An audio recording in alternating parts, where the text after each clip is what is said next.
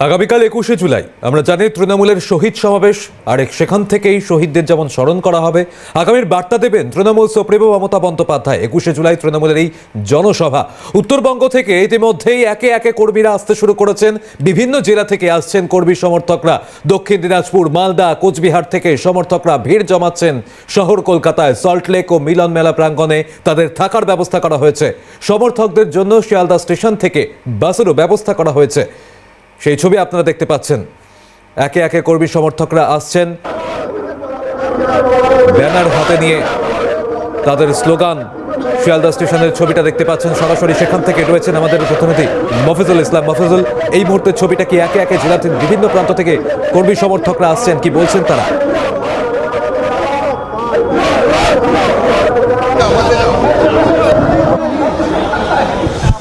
থেকে একাধিক ট্রেন ইতিমধ্যেই উত্তরবঙ্গ থেকে শিয়ালদাতে এসে পৌঁছেছে। কিছুক্ষণ আগেই প্রধাতিক এক্সপ্রেস এসছে, যে ট্রেনে করে আলিপুরদুয়ার, কোচবিহার থেকে একাধিক কর্মী সমর্থক তারা কিন্তু ইতিমধ্যে শিয়ালদা এসে পৌঁছেছেন। আলিপুরদুয়ারের সাংসদ তিনি তার দলের কর্মীদেরকে নিয়ে তিনি কিছুক্ষণ আগেই শিয়ালদাতে এসে পৌঁছেছেন। প্রচুর সংখ্যক কর্মীদের ভিড় এই মুহূর্তে শিয়ালদা স্টেশন চত্বরে, এবং সেইখানেই উত্তর কলকাতার জেলা তৃণমূল কংগ্রেসের পক্ষ থেকে সমস্ত যারা উত্তরবঙ্গ থেকে আসছেন তাদেরকে এখানে রিসিভ করা হচ্ছে, এবং তারপরে এখান থেকে কিন্তু তাদেরকে বিভিন্ন বাসে করে যে সমস্ত আশ্রয় শিবির করা হয়েছে। তুমি দেখতে পাচ্ছ এই মুহূর্তে আলিপুরদুয়ারের সাংসদ তিনি কিছুক্ষণ আগেই তার দলের কর্মী সমর্থকদেরকে নিয়ে তিনি শিয়ালদাতে এসে পৌঁছেছেন।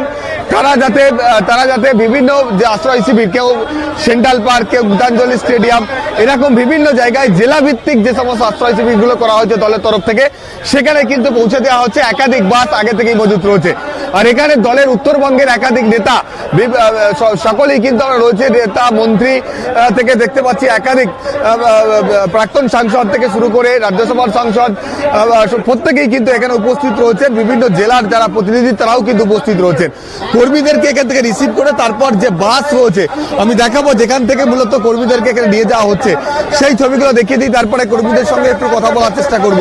একাধিক বাস এখানে কিন্তু মজুত রয়েছে। কলকাতা পুলিশের কর্মীরা তারা কিন্তু প্রত্যেকটা এই কর্মীরা তারা যাতে ঠিকভাবে যেতে পারে সেই ব্যবস্থা করা হচ্ছে। তুমি দেখতে পাচ্ছ একাধিক বাস, প্রাইভেট বাস যেমন রয়েছে ঠিক তেমনভাবে সরকারি বাসও এখানে কিন্তু রয়েছে। একাধিক বাসে করে কিন্তু এই সমস্ত কর্মীরা বিভিন্ন আশ্রয় শিবির রয়েছে সেখানে কিন্তু পৌঁছে যাচ্ছে। এখান থেকে মূলত গীতাঞ্জলি স্টেডিয়াম এবং সল্টলেকের যে সেন্ট্রাল পার্কে যে ক্যাম্প করা হয়েছে সেখানে মূলত এই কর্মীরা তারা কিন্তু এখানে যাচ্ছেন।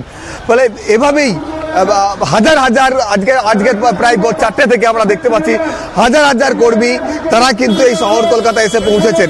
এবার হচ্ছে যারা আসছেন তাদের সঙ্গে একটু কথা বলার চেষ্টা করব, যারা এখানে এসে পৌঁছেছেন এই মুখ্যমন্ত্রী মমতা বন্দ্যোপাধ্যায়ের বক্তব্য শোনার জন্য। আমি এবার তাদের সঙ্গে কথা বলবো, তারপর নেতৃত্বের সঙ্গে কথা বলার চেষ্টা করব। কোথা থেকে আসছেন? কোচবিহার থেকে। হ্যাঁ, কেন এসছেন?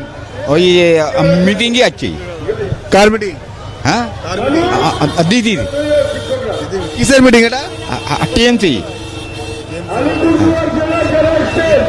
আজকে কিসের মিটিং এ আসছেন আপনারা? তৃণমূলের মিটিং এ আছে। তৃণমূলের কি মিটিং এটা? একটা জনসভা, মমতার জনসভা 21 জুলাই। কি হয়েছিল জানেন? না, 21 জুলাই কি হয়েছিল? শহীদ হয়েছিল। শহীদ মিনার, ভিখারি পাশান মারা গেছিল। 21 জুলাই শহীদ মিনারে ভিখারি পাশান কাঁদানি গেছে, মারা গেছিল এবং গুলি হয়েছিল ঘোড়াকে দিয়ে সমাবেশে। কিসের জন্য 21 জুলাই জানেন? আইন অমান্য। যত 21 জুলাই তাৎপর্য আমি দেখতে পাচ্ছি এই মুহূর্তে। দেখো বিভিন্ন রকম কার্টুন করে এই মুহূর্তে আমরা দেখতে পাচ্ছি যে তৃণমূল কর্মী সমর্থকরা তারা যাচ্ছে। এটা হচ্ছে তৃণমূল কংগ্রেস, পশ্চিমবঙ্গ তৃণমূল মাধ্যমিক শিক্ষক সমিতি আলিপুরদুয়ার জেলা। কতজন মেম্বার আপনার এই সংগঠনের তরফ থেকে? আপনারা? আমরা প্রায় 20 জনের মতো এসেছি। এতে থাকবেন সবাই থাকার জন্য? হ্যাঁ, আমরা থাকবো। যেখানে মিলন মেলায় যে টেন্ট আছে সেখানেই থাকবো সবার সাথে। সভাতেও যাবেন? হ্যাঁ, অবশ্যই, সেজন্যই তো এসেছি আমরা এত দূর থেকে। কি ধরনের বক্তব্য আশা করছেন আপনারা আজকে, মানে আগামীকালকে? যেখানে কালকে আমরা তো দিদি তো আমাদের বরাবরই অনেক কিছু দিয়ে থাকে, তো সেই ব্যাপারে আমরা আগামীকাল দিদি আরো কি কি ঘোষণা করে সেটা দেখব, এবং 26-এর নির্বাচন সম্বন্ধে আমাদের কি রূপরেখা দিদি তৈরি করে দেয়, আমরা সেটাই শুনতে এসেছি।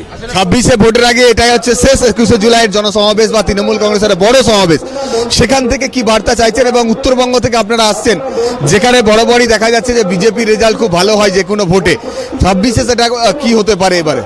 দেখুন, বিজেপির রেজাল্ট নিয়ে কথা বলে লাভ নেই, ওটা জুমলাবাজি চলে, ওরা জুমলাবাজি দিয়ে যা করেছিল। কিন্তু সারা বছর ধরে আমাদের দিদি মমতা বন্দ্যোপাধ্যায় যে কাজগুলো করে যাচ্ছে সেখানে চমকের কিছু নেই, এটাই ওনার নিয়ম, উনি করে যান। সামনে 21শে জুলাই, আগামীকাল 21শে জুলাইতে উনি এইভাবেই কোনো গঠনমূলক বার্তা দিবেন। আলিপুরদুয়ারের সাংসদ রয়েছেন, ওনার সঙ্গে কথা বলবো। দেখলাম আপনার জেলার কর্মী সমর্থক নেতা তারা নেমেছেন এই পদাতিক এক্সপ্রেস থেকে। অনেক আপনার জেলা থেকে বা আপনার কেন্দ্র থেকে কত মানুষ, এবারে রেকর্ড সংখ্যা কি হবে এর আগে তুলনায়?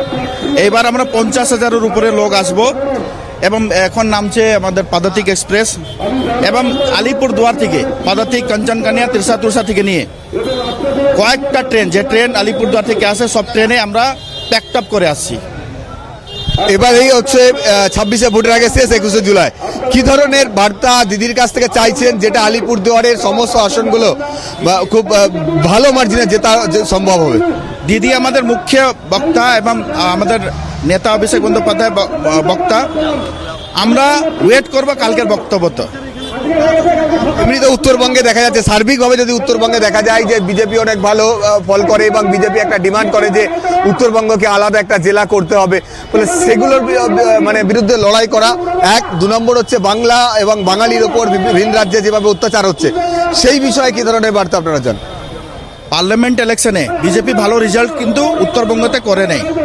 এইবার বিধানসভাতে প্রত্যেকটা বিধানসভা তৃণমূল কংগ্রেসই জিতবে। একেবারে দেখো, আলিপুরদুয়ারের সাংসদ তার যে কনফিডেন্স, স্বাভাবিকভাবেই তিনি পরিষ্কারভাবে বলছেন যে এখানে সেই ছবিটাই আমরা দেখতে পাচ্ছি মফসুল, যে একে একে উত্তরবঙ্গ থেকে মানুষ তারা আসতে শুরু করেছেন, কর্মী সমর্থকরা আসছেন আগামীকালে তৃণমূল সুপ্রিমো মমতা বন্দ্যোপাধ্যায় কি বার্তা দেবেন সেই শোনার জন্য। ইতিমধ্যেই তারা শহরে এসে পৌঁছেছেন, তাদের যে থাকার ব্যবস্থা করা হয়েছে ধর্মতলা এবং পাশাপাশি মিলন মেলা প্রাঙ্গণে বিভিন্ন জায়গায় যে তাদের থাকার ব্যবস্থা করা হয়েছে, সেই ক্যাম্পেও তাদেরকে নিয়ে যাওয়ার জন্য বিশেষ বাসেরও ব্যবস্থা করা হয়েছে। আপাতত ধন্যবাদ মফিজুল তোমাকে।